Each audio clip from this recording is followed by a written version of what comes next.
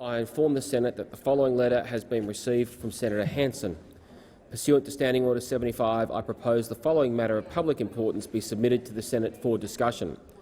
Allowing activists to breach the COVID-19 restrictions without punishment, even as these same restrictions are devastating jobs, businesses and lives, is a grave insult to all law-abiding Australians. Is the proposal supported? It is. I understand that informal arrangements have been made to allocate specific times to each of the speakers in today's debate, and with the concurrence of the Senate, I shall ask the clerks to set the clock accordingly. Senator Hanson. Thank you very much, Mr President. The matter of public importance I've raised today is based on our state governments, in particular the weak leadership of Queensland Premier Anastasia Palaszczuk for allowing activists to breach COVID-19 restrictions without punishment, even as these same restrictions are devastating jobs, businesses and lives. It's a grave insult to all law-abiding Australians. Last weekend we saw tens of thousands of Australians pack city centres across the nation in protest of Black Lives Matter.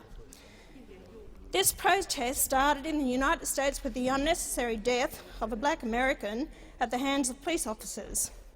No one could possibly condone the way in which George Floyd died.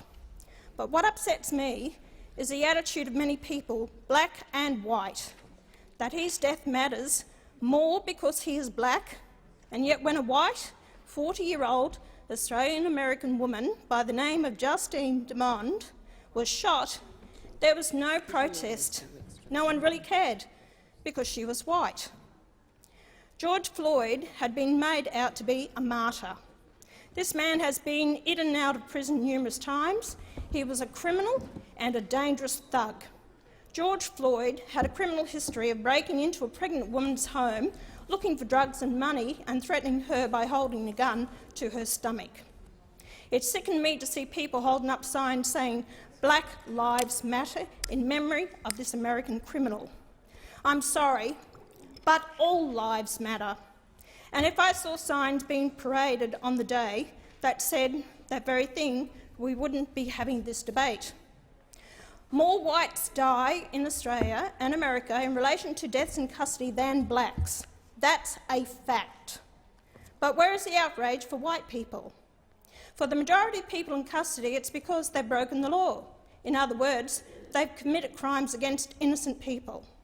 To hear brainless comments from people saying our Indigenous Australians should not be locked up, as was the case put forward in 1995, is absolutely ridiculous. Black and white Australians must face punishment if they commit an offence or break the law. We cannot allow bleeding hearts and those on the left to destroy the fabric of our society and our freedom. The public sentiment calls for those who do the wrong thing to be held to account for their actions. I'm used to seeing gutless behaviour from political parties, but what I have seen transpire over the last few days, the word gutless doesn't even begin to describe it. When the severity of the coronavirus pandemic became apparent, we asked Australians to make some sacrifices. We asked them to stay at home, to shut down their businesses.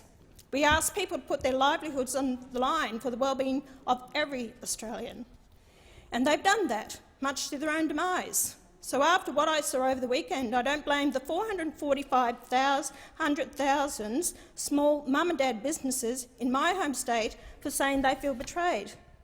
And although there were just 2 new cases of coronavirus across Australia, the Queensland Labor Premier Anastasia Palaszczuk has kept our state border in lockdown like a scene out of Germany in the 1960s when they established Checkpoint Charlie.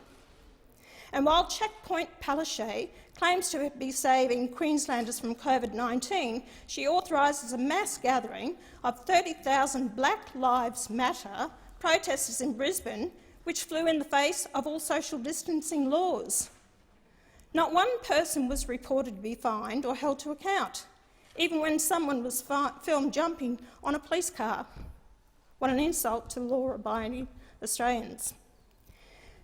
We saw this scene played out across Australia, and every politician who turned a blind eye should hang their heads in shame. People are furious, and I don't blame them. They want to know how can this happen when our pubs, clubs, gyms, Restaurants and businesses are still crippled by the full force of COVID-19 restrictions. They can barely have 20 people in a room. Doesn't Queensland's economy matter? Doesn't Australia's economy matter? These activists should never have been allowed to march and call Australians racist, especially when we can't even hold a proper funeral for our loved ones. I say shame on the politicians who were too gutless, too scared of losing votes to stand up to the mob.